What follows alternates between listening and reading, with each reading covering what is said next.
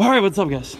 We've got the funnel for that oil change. I was actually going to use it to flush the radiator.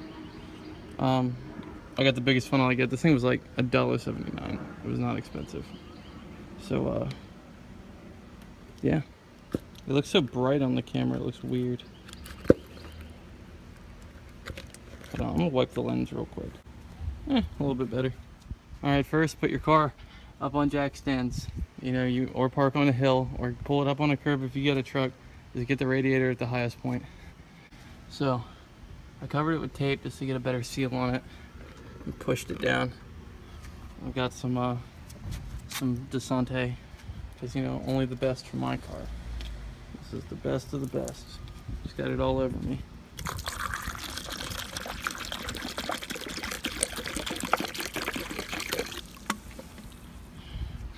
It's really just distilled water inside of Dasani bottles, but I don't even know what that is. But I've already tried to get most of the air out. Apparently, there's still a lot of air in there, but it's completely cooled down. You want your car to be literally like ice cold. You're gonna turn your heat on all the way, and you're gonna turn your fans off. So heat on, but put it on off. And then you're gonna start up the car.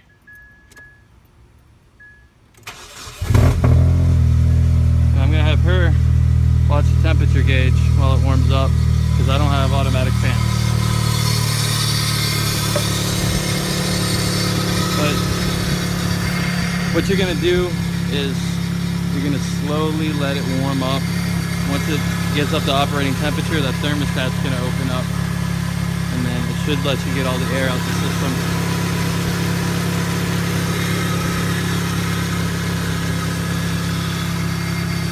Yeah, now we wait.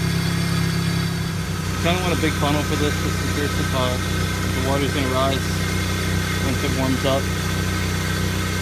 And you're gonna tell whenever the thermostat opens. Basically, when the thermostat opens, this top radiator hose and this bottom radiator hose are gonna be about the same temperature. Another trick you can do is you can have somebody hold the throttle at 1500 RPM to 2000.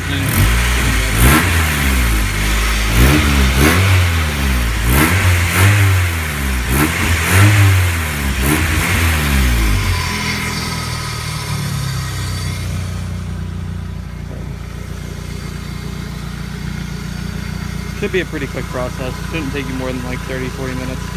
If it does, then there's something wrong. Alright, once you start getting a little warmed up,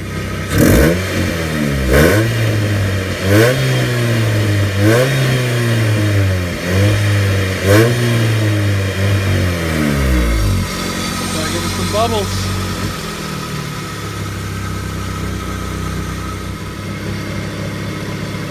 Look at that. All that trapped air.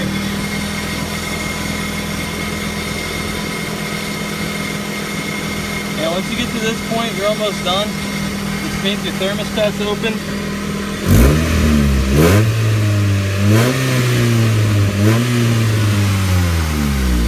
You guys can see there's a lot of air in my system.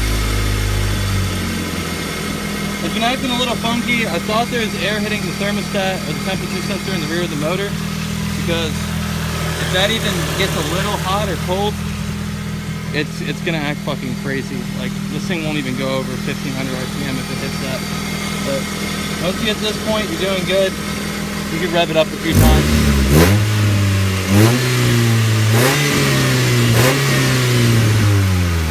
My biggest tip also is radiator hose. Just like squeeze it.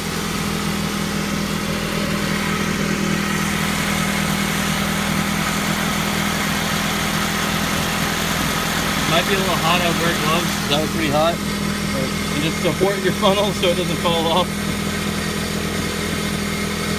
But yeah, once I start seeing air bubbles, I'm just gonna cut it off and throw the radiator cap on. That's pretty much it. Oh, there's another one. Alright, so once it's been like 20-30 minutes, you've heard your fans cut on twice, so you touch your bottom radiator hose and it's just as hot as the top. The best tip I can give is after the coolant drops a little bit and you see all the air bubbles stop, you'll basically see these little tiny, it's like if you shake up a jug of water, you see all the air bubbles rushing through the top of the jug. Once that stops, you can come grab this hose and move it a couple of times, squeeze it really hard, really get the water flowing. And if you don't see any more air bubbles and it just looks solid, it just looks like the water is moving up and down, it's really solid water, then you're pretty much good. You're done for the day. You can grab the bottom one too. And just really get that water moving through.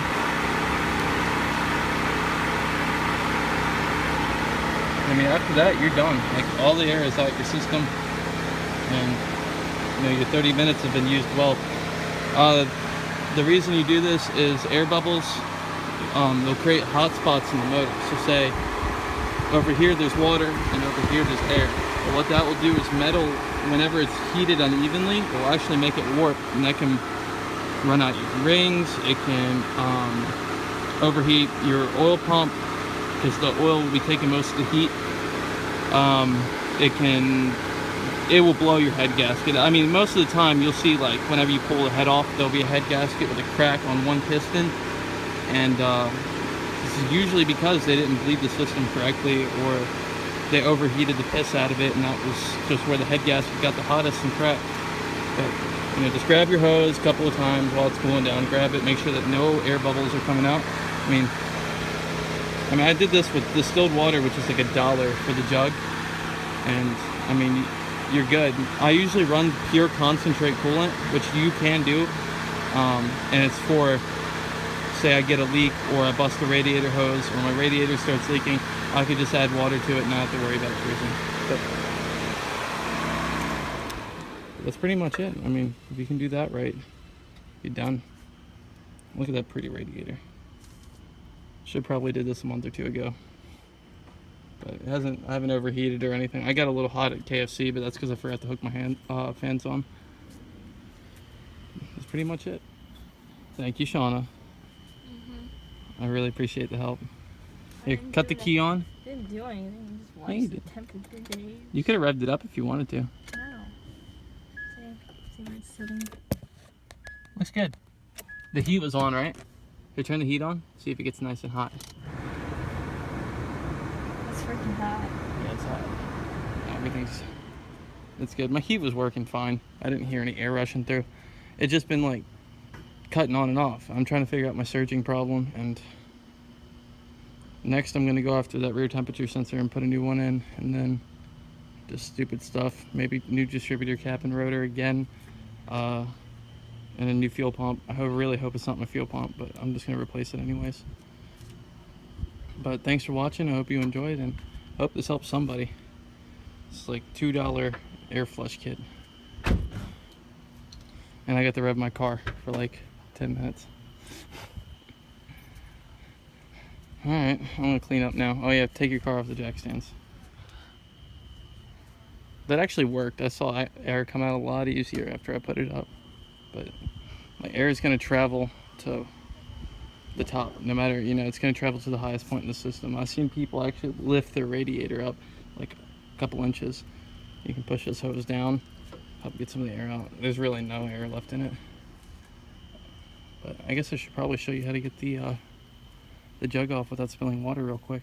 Alright, so if you want to get the leftover water out, grab yourself like a screwdriver, or I mean even this, wrap yourself like a dirty t-shirt. This is my oil change t-shirt.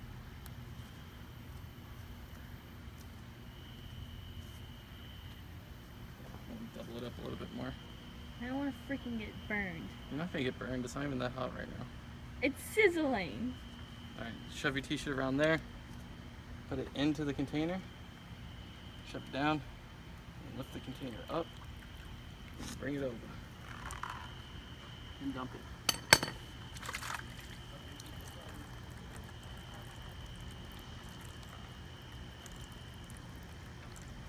That's pretty much it. I want that t-shirt drain out for a second. Throw your radiator cap back on. It's to the top though, it's gonna spill. It's okay if it spills out a little bit. Make sure it's tight, and then with this is gonna go to the full whenever the car warms up, because the fluid's going to expand and come out this hose and fill into here. And when the car cools back down, it's going to go back down.